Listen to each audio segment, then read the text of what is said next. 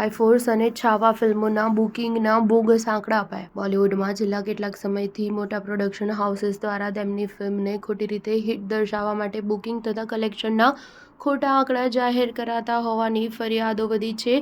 હવે એક ટ્રેડ એનાલિસ્ટના દાવા અનુસાર અક્ષય કુમારની સ્કાયફોર્સ અને વિકી કૌશલની આગામી ફિલ્મ છાવામાં પણ બુકિંગના આંકડાના નામે આવું ધુપ્પલ ચલાવાયું છે.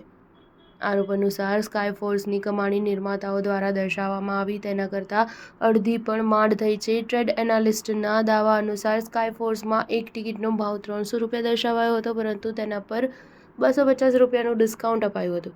ફિલ્મના બુકિંગના આંકડા ₹300ના ભાવના આધારે અપાયા હોય, પરંતુ વાસ્તવમાં થિયેટર સંચાલકોને દર્શાવ્યા કરતાં ઓછી કમાણી થઈ હતી. આ ઉપરાંત સ્કાયફોર્સમાં મોટા પાયે બ્લોક બુકિંગ પણ કરાયું હતું. 300 પ્રેક્ષકોની ક્ષમતા ધરાવતા ઓડિટોરિયમની 260 ટિકિટ્સ ખુદ નિર્માતા દ્વારા જ બુક કરાવી દેવાઈ હતી.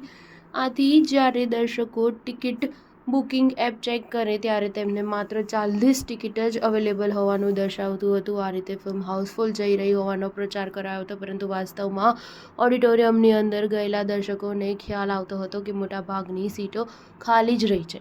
ઉલ્લેખનીય છે કે બ્લોક બુકિંગ તથા કોર્પોરેટ બુકિંગના નામે ખોટી રીતે આવક દર્શાવવાની પ્રયુક્તિ અગાઉ કરણ જોહર પણ અજમાવી ચૂક્યો છે. તેણે આલિયા ભટ્ટની જીગરાને ખોટી રીતે હિટ દર્શાવવા પ્રયાસ કર્યો હતો. તે વખતે ટી-સિરીઝના ભૂષણ કુમારની પત્ની અને અભિનેત્રી દિવ્યા ખોસલાએ સોશિયલ મીડિયા પોસ્ટ દ્વારા જીગરાની કમાણીની પોલ ઉધાડી હતી. સ્ટાર ન્યૂઝ 7 હંમેશા સચ્ચાઈની સાથે.